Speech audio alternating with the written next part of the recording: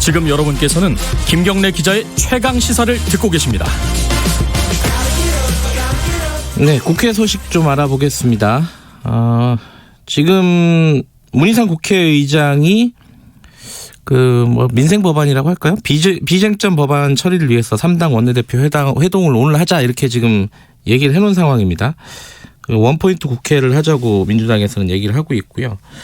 근데 이제 자유한국당 쪽에서는 예산안 날치기 처리한 거 이거 사과 안 하면은 안 된다 이러고 있고, 그리고 비례한국당 만들겠다 선거법 관련해서는 이렇게 얘기를 하고 있습니다. 관련된 얘기를 오늘은 자유한국당 김재원 정책위 의장 연결해서 얘기 들어보겠습니다. 안녕하세요. 네, 안녕하세요. 네, 오늘 3당 원내대표 문희상 국회의장이 소집한 거에는 참여를 하나요? 어떻습니까? 글쎄, 사실 저희들이 늘 의심을 갖고 있는 게 국회의장이 네. 교섭단체 대표들을 소집할 권한이 있는지도 좀 의문이지만 워낙 지금까지 국회 운영을 편파적으로 해오신 분인데 네. 또 무슨 일을 벌이려나 그런 의심의 생각도 있고요. 한편으로는 네. 그간에 관행인이 한번 가봐야 되지 않겠느냐 그런 이야기도 있는 것 같고, 아직까지 구체적인 방향을 정한 건 아닌 걸로 알고 있습니다. 오늘 아침에 회의를 해서 결정을 하시겠네요, 그러면? 글쎄요. 그리고 어떻게 원내대표 회의를 한다면 원내대표들에게 정중하게 좀 와달라는 그런 연락을 해야 될 텐데, 네. 언론이 되고 그냥 떠들기만 하시니 그런 절차적으로도 문제가 상당히 있다고 생각을 합니다. 아, 그래요? 그러면 안 가실 가능성이 높겠네요, 그죠? 지금 상황에서는. 글쎄 여러 가지 고려를 해야 되지 않겠습니까? 알겠습니다. 근데 지금 더불어민주당 문희상 국회의장이 소집을 한 거는 지금 더불어민주당 쪽 얘기를 들어보면은 이게 원포인트로 국회를 오늘 하루에 좀 열어가지고 민생법안 먼저 통과시키자 연내에, 선거법은 어차피 좀 1월 달로 연기될 가능성이 높으니까 요거는 어떻게 합의하실 생각이 있으십니까, 이거?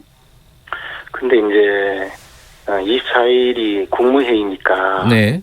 그 전에 예산안도 국무회의 처리를 해야 되고 또 그 예산 부수법안도 국무회의를 통과시켜야 된다. 예. 라는 일정에 맞춰서 국회의장이 청와대의 일정에 맞춰서 네. 회의하겠다고 하는 것 자체가 지금 입법부가 완전히 청와대의 하수인으로 전락한 것 아니겠습니까? 그리고 그렇게 되려면 네. 지금 마치 도둑처럼 예산안을 날치기 처리한 데 대해서 네. 어떤 형태의 재발방지 대책이라도 있어야 될 텐데 지금까지 도리어 다른 이야기를 하고 계시거든요. 그러니까 저희들은 그 점에 대해서 조금 다른 생각이 있을 수가 있죠. 아직까지 방향을 정한 것도 아니고 또 사실 언론에 대고만 자꾸 떠들지 네. 저희들에게 정식으로 진지하게 어떤 제안을 한 적도 없다고 알고 있습니다. 아하. 그럼 먼저 좀 민주당이나 이쪽이랑 얘기를 먼저 좀 선행을 해야 된다 이런 말씀이시네요. 그죠? 이런 식으로. 그런 사안은 교섭단체 대표끼리 협의를 하고 협상을 해서 정할 일이지, 의장이 교섭단체 대표를 불러서 이래라 저래라 하는 것 자체가 저는 맞지 않다고 생각합니다. 이제 자유한국당 쪽에서는 이렇게 받을 수 있는 상황이 아니라고 말씀하시는 건데, 민주당에서는 원포인트 국회 열자 이러면은 자유한국당 빼고라도 열겠다 이런 의지로 보이세요? 어떻게 보십니까, 지금 상황은? 그러니까 다시 말씀드리지만 국회가 국회법에 따라 교섭단체 대표와 협의를 해서 국회 일정을 잡도록 하고 있거든요. 네. 그런데 지금은 그 국회법의 대원칙이 무너지고 가장 편파적인 의장이 자기 멋대로 국회를 운영하고 있고 교섭단체 대표의 협의에 의하지 않고 국회가 굴러가고 있거든요. 네. 이런 불법적인 발상들 자체가 정상적으로 국회가 운영되지 않고 있다는 것이죠. 그런 상황에서 국회의장이 이것을 바로잡을 생각은 하지 않고 도리어 정부의 앞잡이가 되어서 이렇게 국회를 끌고 가니 국회가 이 지경이 된 것 아니겠습니까? 네. 그리고 지금 말씀하신 대로 그렇게 되려면 결국은 국회 의결의 과반수를 확보해야 되니 교섭단체가 아닌 군소 정당들에게 예산도 퍼주고 온갖 그 정치적 이익을 주면서 매수를 해서 지금 끌고 가겠다는 것 아니겠습니까? 네. 그런 국회가 과연 정상적인 국회입니까? 저는 그 점이 좀 의문스러울 따름입니다. 예, 뭐 민주당이나 국회의장 쪽이나 뭐 다 각자 할 말들은 있는 것 같긴 한데 어쨌든 자유한국당에서는 지금 상황에서는 뭐 참여할 수 있는 동기가 없다 이런 말씀이시네요. 지금 그런데 선거법이 한참 진행이 되다가 사실상 교착 상태가 돼버렸어요. 4+1 이른바 4+1 협의체에서도요. 근데 자유한국당은 지금 이게 통과가 돼버리면은 비례한국당 만들겠다고 지난주에 밝히셨잖아요. 여보세요? 예. 그 부분은 뭐 계속 구체적으로 진행이 되시는 건가요? 제가 수차 말씀드렸는데요. 저희들은 지금 연동형 비례대표제라는 네. 독일에서 시행된 법이 우리나라에서는 이름만 빌렸지 그것도 준연동제라고 하다가 지금 준연동제라는 것 아니겠습니까? 이것은 이른바 초과 의석을 인정하지 않고 또 표의 등가성과 비례석을 인정하지 않는 역진적인 그 발상에 의한 그 선거제도이기 때문에 이것은 무조건 위헌적인 제도라고 생각을 합니다. 그리고 이런 말도 안 되는 선거법을 들고 나온 이유도 사실은 선거제도를 개혁하려는 것이 아니고 문재인 대통령께서 공수처를 발족시켜야 된다, 공수처를 설치해야 된다 하니까 공수처법을 만들고 그 공수처법을 통과시키기 위해서 결국은 과반수 의석을 만들기 위해서 군소야당을 끌어들였고 그 군소야당들에게 의석을 좀 나눠주면 자기들이 동조한다니까 결국은 이 지경까지 온 것 아니겠습니까? 그러니까 당연히 선거법은 이것은 정상적인 선거법이 아닙니다. 그것은 군소야당에게 표를 얻은 표보다 자신들이 득표한 득표율보다 훨씬 많은 의석을 나눠주기 위해서 벌인 위헌적인 선거법인데 그것을 막는 것이 지금 급선무이거든요. 다만 그래도 우리가 의석이 부족하니 막지 못하고 또 불법적인 수단에 의해서 온갖 탈법적인 방법을 통해서 결국은 이 선거법이 통과될 것이 지금 목전에 와 있으니 그렇다면 그에 대한 대응책을 강구하는 과정에서 이미 지난 6월달 정개특위에서 정유섭 의원께서 이런 불법적인 위헌적이고 위법적인 선거법을 통과시키면 결국은 대체정당, 비례대표, 전담정당이 나타날 수밖에 없다. 그런 이야기를 이미 공개석상에서 발언한 것이 회의록에 게재되어 있고 8월 달에 또 우리 당 간사인 장재원 의원이 마찬가지 이야기를 했거든요. 그리고 또 이런 반헌법적인 제도를 채택한 나라가 유럽의 최후진국인 알바니아에서 2000년대 중반에 2005년인가요? 선거법을 채택했다가 결국은 대체정당이 제1당, 제2당이 5개나 만들었거든요. 비례대표 전담정당을. 그렇게 해서 1당, 2당이 의석을 쓸어갔단 말입니다. 그래서 결국에는 이 선거법을 시행해서 3년 만에 폐기하고 말았습니다. 우리나라에서 이 제도가 채택된다면 우리 당은 물론이고 민주당도 내부에서는 이미 비례민주당이냐 하는 이야기가 공공연하게 의원총회에서 나오고 있거든요. 그것은 이런 위헌적인 선거법을 만들어서 비례대표 의석 수를 정당 투표율과 다르게 배분하는 경우에는 결국 비례대표 정당을 만들어서 선거에 대응할 수밖에 없게 만드는 것이거든요.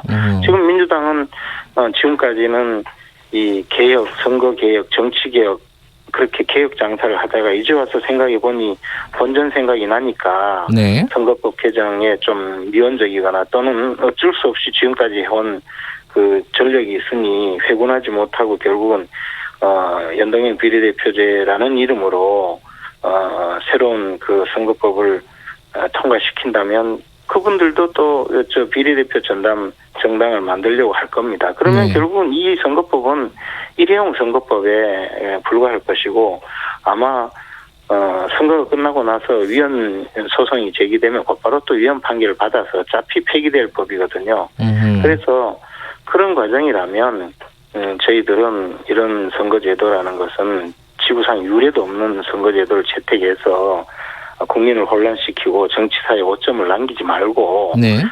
이 선거제도는 인정해서는 안 된다는 것이고 만약에 그래도 우리가 그만큼 경고해도 어쩔 수 없는 길을 간다면 결국에는 비례대표 전담 정당을 만들 수밖에 없다라는 것이 기본 입장입니다. 근데 그게 이제 지금 입장뿐만 아니라 뭐 발기인을 200명 모았다 뭐 이런 얘기까지 들리는 거 보면 실제로 구체적으로 진행을 하고 계신다 이렇게 보면 되는 거죠? 그렇게 보면 되는 거죠 라고 말씀하시니까 말씀을 드리겠는데 구체적으로 진행되는 건 없습니다. 다만 비례대표 전담 정당을 만들기 위해서는 정당 그 발기인을 만들어서 설립 준비위원회를 구성해야 되거든요. 그렇죠. 우리 당 정도의 당력에서 200명 만드는 거는 반나절 만에. 그래요? 뭐 현장만 하면 금방 그거 뭐 만드는 것도 아무것도 아니고. 그렇군요. 당원 5,000명 만드는 것도 뭐 하루 이틀 만에 만들 수 있는데 그게 뭐 그렇게 대수겠습니까? 정당 설립하는 것이 우리 당내 그 오랜 전통을 가진 우리 당에서 만약에 그걸 만든다면 한순간에 만들 수 있는 것이고 그 다음에 단계로 뭐 정의당이나 이런 분들 또 손학규 대표 이런 분들이 걱정을 많이 해주시던데 걱정하실 필요가 없는 것이 우리가 만들 것으로 예상되는 비례대표 전담 정당 이건 요즘 흔히 말하는 비례한국당을 만들면 그 당은 선거운동을 할 필요가 없는 당이거든요. 우리 당의 우당이다라는 것이 알려지기만 하면 우리 당 지지자들이 지역구에서 우리 당 후보자를 투표를 하고 나서 비례대표 정당은 어디에 투표를 해야 되는가를 알려주는 것만 하면 되는 사안이거든요. 그런데 뭐 선거운동을 못하네 무슨 정치 자금을 조달하기 어렵네 별별 소리 다 하던데 그거는 아무런 걱정하실 필요가 없는 일이거든요. 그리고 또 특히 그렇게 비난을 해주시니까 벌써 전 국민이 비례한국당이 마치 우리 당이 설립한 정당인지 다 알게 됐잖아요. 그러니까 그것은 정의당처럼 지난 지방선거에서 정의당처럼 도지사 후보는 민주당을 찍으시더라도 정당 투표는 정의당 찍어주세요. 이런 홍보조차 할 필요가 없을지도 모르죠. 정의당에서 요구를 해주시면 된다면 말이죠. 그 비례한국당 이름은 지금 벌써 그 창당준비위원회로 올라가 있다던데 그럼 다른 이름을 선택하셔야 되는 거죠? 지금 현실적으로는? 그렇겠죠. 어쨌든 근데 비례한국당이라는 이름은 이제 공개적으로 비례대표 전담 정당의 한 예로 말씀드린 것인데 글쎄 이제 다른 분께서 비례한국당이라는 이름으로 창당준비위원회를 구성해서 등록을 하셨으니 저희들은 또 우리 당의 우당이 알겠습니다. 어떤 당인가라는 것을 알려줄 수 있는 이름이라면 뭐 상관이 없다고 생각을 합니다. 그러나 아직까지는 그런 정당을 만들거나 만약에 준비를 했다면 벌써 이름이 나왔을 텐데 저희들이 전혀 아직 준비하지 않고 있으니 그저 비례한국당이라는 이야기를 한 것이겠죠. 마지막으로 하나만 더 여쭤보고요. 그 지난주에 국회에서 폭력 사태 있었잖아요. 근데 그 부분에 대해서 이제 정의당하고 민주당이 좀 사과를 요구하고 있는데 자유한국당에 이 부분은 어떻게 대처하실 생각이세요? 글쎄 이제 그 부분은 저희들이 직접 눈으로 보지 못했고 또 제가 현장에 있지 않아서 잘 모르겠습니다. 근데 과거에 보면 늘 폭력 사태 일으키고 한 분들은 또 따로 있거든요. 그래서 저희들이 지금 그 문제에 대해서 따로 대꾸할 지금 상황은 아닌 것 같고 저도 국회에서 폭행을 당한 적이 있는데 그거 다 썩난 시민의 화풀이라고 생각하고 별로 문제 삼지 않았었거든요. 알겠습니다. 근데 항명 그런 일이 가끔씩 있었죠. 오늘 말씀 여기까지 드릴게요. 고맙습니다. 자유한국당 김재원 정책의장이었습니다.